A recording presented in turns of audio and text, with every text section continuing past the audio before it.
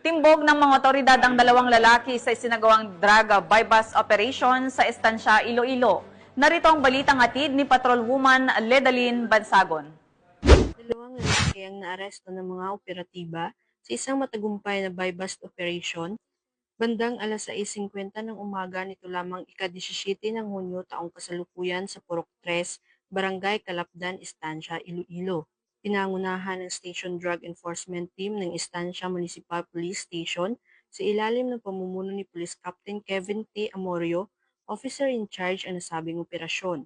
Kinilala ni Police Captain Amorio ang mga sospek na sina alias Nonoy, 18 taong gulang, binata, isang laborer, at residente ng barangay Kanturay, Sipalay City, Negros Occidental, at alias Dodoy, 18 taong gulang, binata, laborer din at residente naman ng barangay Dakulan, Estancia, Iloilo.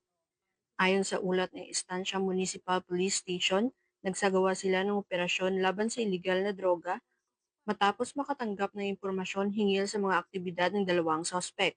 Sa isinagawang buy-bust operation, inabot umano ng mga sospek sa isang police pusher buyer ng pulisya ang isang heat-sealed na plastic sachet na may lamang hinihinilaang shabu kapalit ang halagang 6,100 pesos ng mark money.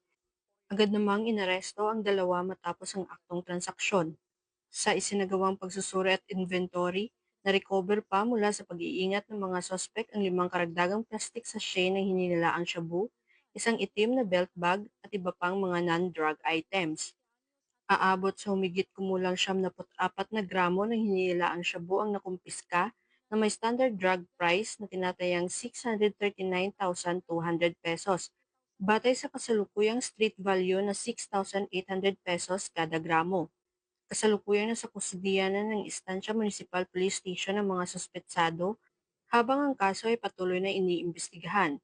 Tiniyak din ng mga kapulisan na haharap ang mga naaresto sa kasong paglabag sa RA 9165 o ang Comprehensive Dangerous Drugs Act of 2002.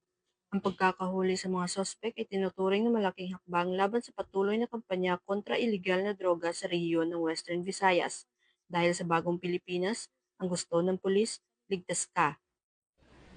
Mula dito sa Police Regional Office 6, ako ang inyong Police News Network Correspondent, Patrolwoman Ledalyn Bansagon, alagad ng batas, tagataguyod ng Balitang Pulis.